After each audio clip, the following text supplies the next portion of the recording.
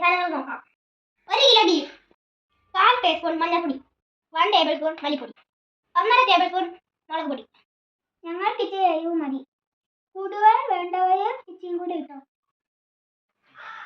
1/2 teaspoon കുരുമുളക് പൊടി, 1/2 teaspoon soya മസാലപ്പൊടി, 1 ടീസ്പൂൺ പെരുംജീരകം, 8 അല്ലി വെളുത്തുള്ളിയും വലിയ വീസരിഞ്ചി.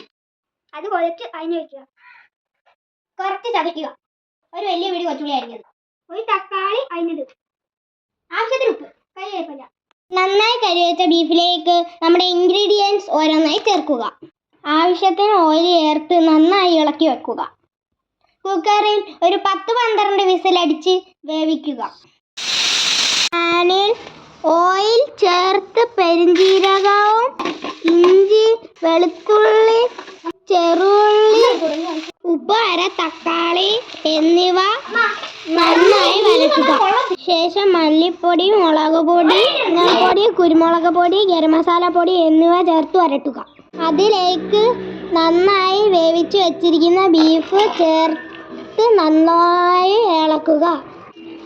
ചെറിയതായിട്ട് ഉള്ള തേയിൽ വെള്ളം വറ്റുന്നിടം വരെ ഇളക്കി കൊടുക്കുക. It's ready to eat.